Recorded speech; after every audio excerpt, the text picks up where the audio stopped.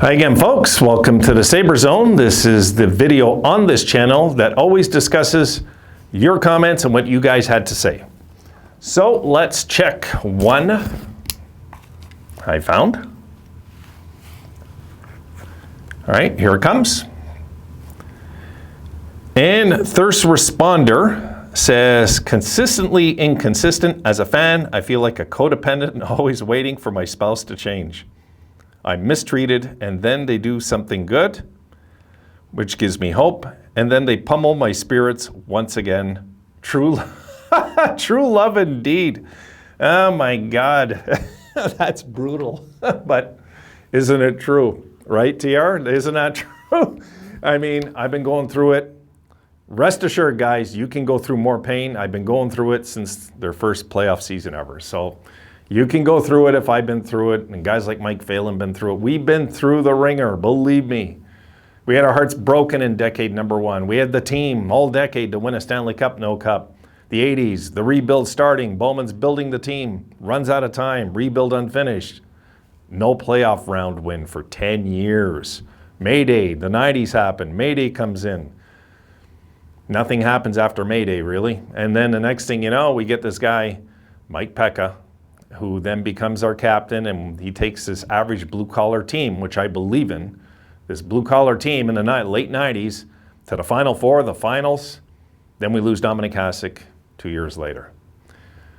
No cup again. And then things look bleak, things look bad, and out of nowhere, this team in 05-06, led by Briere and Drury, take us to the promised land, we're thinking, and Connolly, and it looks like we're going to the promised land, injuries.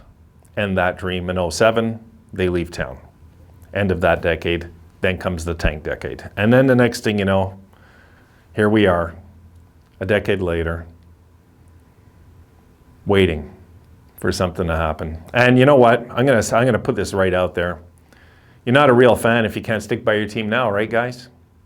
And TR is a real fan, he sticks by his team, it drives him crazy. But it's like, you know what? We love this team. We love this franchise. We love their logo. We love their memories.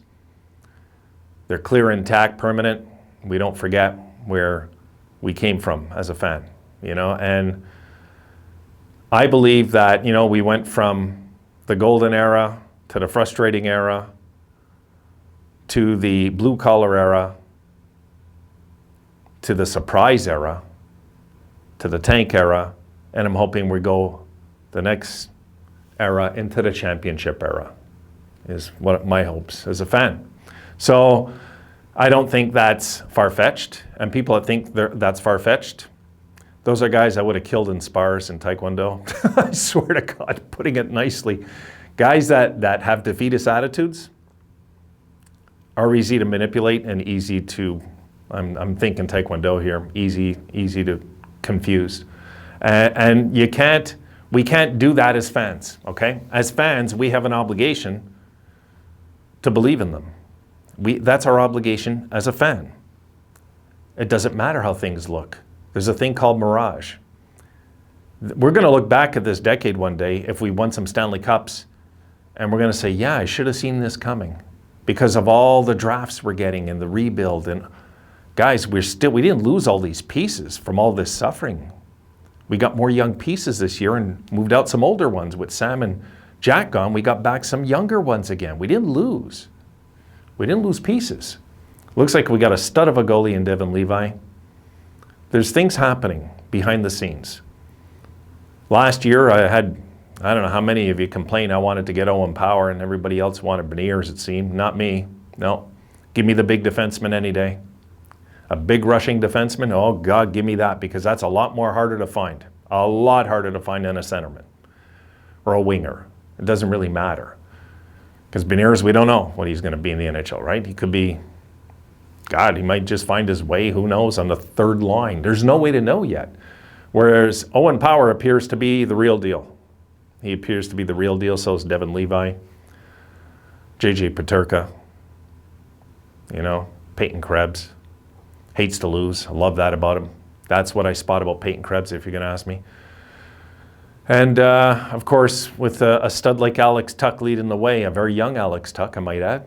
He's not old. And we have all of a sudden a good nucleus of young talent.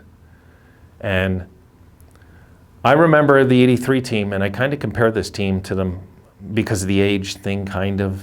And the Sabres fans then, I think, were a lot more optimistic about the team's future than they are now.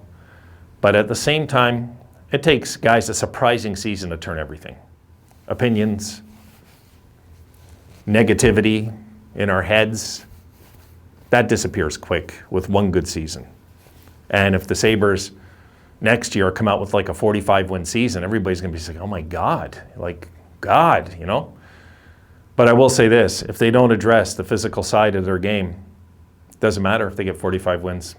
It doesn't matter if they make the playoffs, they're bowing early. If they don't fix that, there's no cup coming.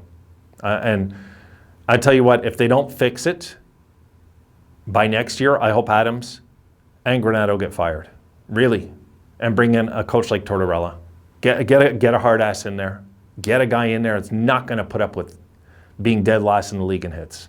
You can't. You have to play a physical brand of hockey. And, you know, and it's easy for today's kids not to understand that because they were brought up in the transition era. But watch in the playoffs. I encourage you kids to watch in the playoffs and check the box scores and check the hits per night. Check the hits. And then go check that team's average during the year, and you're going to see what I'm talking about. You have to be ready for war in the playoffs. In war, there's casualties, and that's what we'll just be. We'll just be a casualty if we go into that war unarmed. So this is what we have to really address, you know. And I maybe I'm being a little harsh. I'm a little pissed off what I seen last game. I'm not impressed. You know, that was the softest team in the league besides us, and they still found a way for us to only get 2 hits in the third. So, till that's addressed, this is going to be a Jekyll and Hyde team because the identity's not there, and Granato's starting to sound like a broken record now, guys. He's starting to sound like a broken record in the post games. I don't even kind of listen to his interviews no more. It's to the point I'm getting angry seeing him. And when that happens, I'm usually right about what I'm thinking. And I find that this wuss attempt of becoming a champion is going to really backfire. And we're going to waste a lot of young talent if we don't do this right. You know, and what worries me is, does Pegula know? Is he aware?